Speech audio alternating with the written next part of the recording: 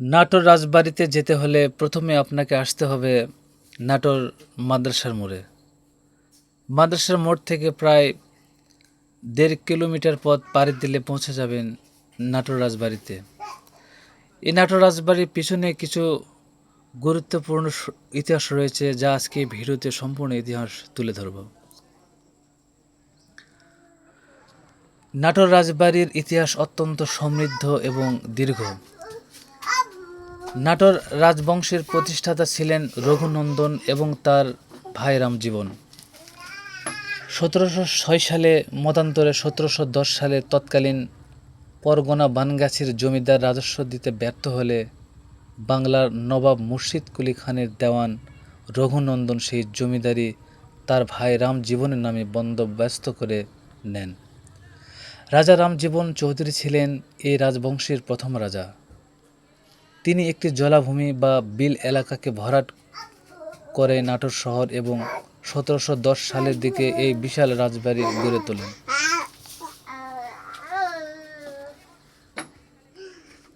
রাজা রামজীবনের পর তার দত্তক পুত্র রামকান্ত রাজা হন এবং তার স্ত্রী ছিলেন ইতিহাসের কিংবদন্তি নারী রানী ভবানী।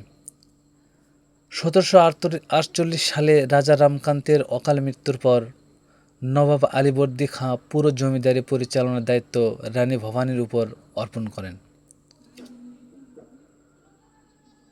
রানী ভবানীর শাসনামলে নাটোর জমিদারির সীমানা বিশাল আকার ধারণ করে। এটি বর্তমান বাংলাদেশের রাজশাহী, পাবনা, বগুড়া, কুষ্টিয়া, যশোর, রংপুর এবং ভারতের পশ্চিমবঙ্গের মুর্শিদাবাদ, বীরভূম ও মালদহ জেলা পর্যন্ত বিস্তৃত ছিল। বিশাল এই সাম্রাজ্য শাসনের কারণে তাকে অর্ধবঙ্গেশ্বর বলা হতো। তিনি অত্যন্ত দানশীল ও প্রজাবৎস ছিলেন। তার সময়ে বহু দিঘি, রাস্তা, সেতু, বিদ্যালয় এবং মন্দির যেমন কাশ্মীর মন্দির ও নাটোর বিভিন্ন মন্দির তৈরি হয়। 1770 সাল 76 মতান্তরে সময় তিনি প্রজাদের রক্ষায় অকাতরে নিজের রাজকোষ বিলিয়ে দিয়েছিলেন।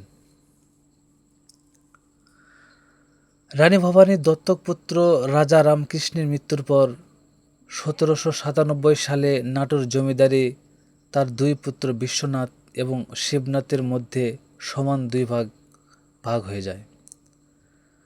বড় ভাইয়ের অংশকে বড় তরফ এবং ছোট ভাইয়ের অংশকে ছোট তরফ বলা হতো।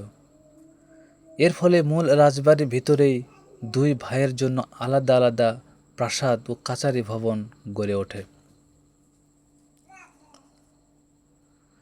1897 সালের 12 জুনের প্রলয়ঙ্করী গ্রেট আসাম ভূমিকম্পে নাটোর রাজবাড়ির মূল প্রাচীন ভবনগুলোর সিংহভাগই ধসে পড়ে এবং ব্যাপকভাবে ক্ষতিগ্রস্ত হয়।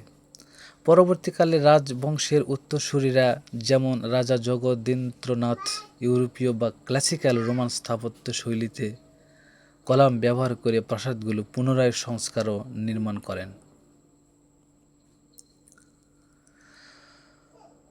1947-1950 সালে দেশ ভাগের পর রাজ পরিবারের সদস্যরা ভারতে চলে যান। পরবর্তীতে 1950 সালে জমিদারি উচ্ছেদ আইনের মাধ্যমে এই রাজপ্রথার আনুষ্ঠানিক অবসান ঘটে। নাটোর রাজবাড়ি প্রায় 120 একর অংশ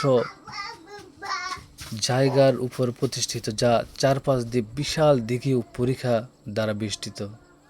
এখানে ছোট বড় মিলিয়ে বেশ কয়েকটি প্রাসাদ, রানী ভবন, কাছারি ভবন, মধুরানী ভবন, আনন্দময়ী কালী মন্দির, তারকেশ্বর শিব মন্দির ও শ্যামসুন্দর মন্দির রয়েছে।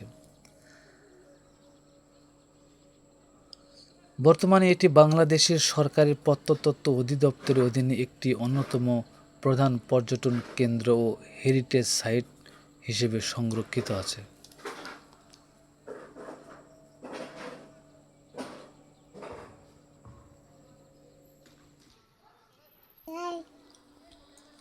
এই রাজবাড়িটির অন্যতম প্রধান বৈশিষ্ট্য হল এর চারপাশের পরিখা বা দিঘি।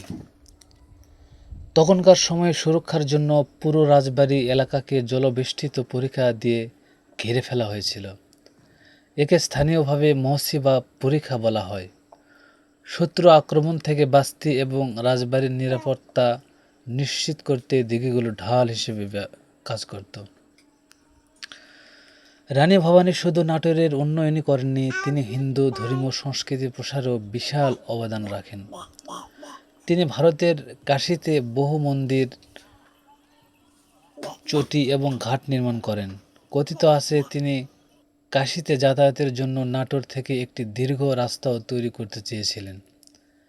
জীবনের শেষ দিনগুলো তিনি নাটোরের রাজপ্রাসাদে ছেড়ে জলপাইগুড়ির কাছাকাছি এবং পরবর্তীতে মুর্শিদাবাদের বড়নগর নামক স্থানে গঙ্গার তীরে সাধারণ জীবনযাপন করে কাটিয়েছিলেন।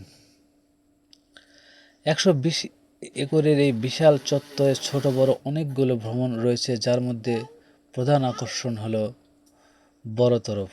এটি রাজবাড়ির সবচেয়ে আকর্ষণীয় ভবন। এর সামনে রয়েছে বিশাল বিশাল স্তম্ভ এবং বারান্দা, যা দূর থেকে দেখতে অত্যন্ত রাজকীয় লাগে। কাছারি ভবন, যেখানে বসে রাজা এবং তার কর্মচারীরা রাজ্যের খাজনা আদায় এবং বিচার কাজ পরিচালনা করতেন। মধুরানী ভবন, এটি ছিল রাজপরিবারের অন্তঃপুরের নারীদের বা রানীদের থাকার জায়গা। রানী ভবানীর গুপ্তপথ, লোকমুখে প্রচলিত আছে যে রাজবাড়ির ভিতরে একটি সুড়ঙ্গ বা গুপ্তপথ ছিল, যা দিয়ে আপদকালীন সময়ে তিনি নদীর তীরে বা নিরাপদ স্থানে পালিয়ে যাওয়া যেত। রাজবাড়ির ভিতরে থাকা মন্দিরগুলোর মধ্যে তারকেশ্বর শিব মন্দিরটি স্থাপত্যশৈলীর দিক থেকে অন্যতম সেরা।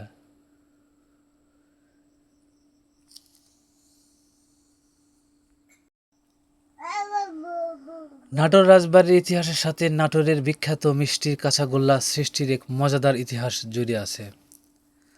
লোককথা অনুযায়ী রাজবাড়ির মিষ্টি প্রস্তুতকারক ময়রা মধুসূদন পালের দোকানে একদিন হঠাৎ অনেক বেশি গরুর দুধ জমে যায়। দুধ নষ্ট হয়ে যাবে ভেবে তিনি চিনি দিয়ে ছানা জাল দিয়ে রাজবাড়িতে পাঠান। রানী ভবানীর দরবারে এই মিষ্টি পরিবেশন করার পর সবাই এর স্বাদ খেয়ে মুগ্ধ হন।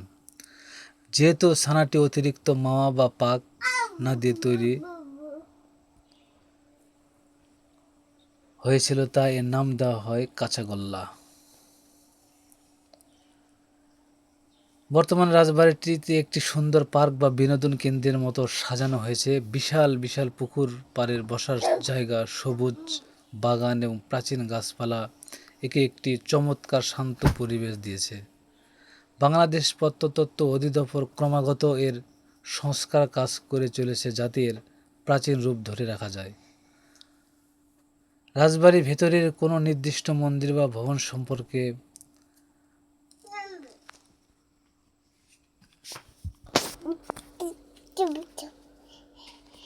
রাজবাড়ির চত্বরে অবস্থিত চারকোনা মন্দিরটি দূর থেকে দেখতে চারকোনা বা চতুষ্কোণ আকৃতির। এটি মূলত উঁচু মণ্ডপ বা দালান শৈলীতে নির্মিত। নাটোরের রানী ভবানীর আমলে এই মন্দিরটি বিশেষ গুরুত্ব পায়। এখানে দেবী কালীর পূজা করা হতো। এর টেরাকোটা বা পোড়ামাটির কিছু হালকা কাজ। আমি বর্তমানে যেখানে দাঁড়িয়ে আছি এটা হচ্ছে চতুষ্কোণা মন্দির। ধারণা করা হয় রানী ভবানী এবং তার পরিবার সকলে এখানে পূজা দিতে আসতেন। এটা চারকোনা মন্দির, এর জন্য এটাকে চতুষ্কোণা মন্দির বলা হয়ে থাকে।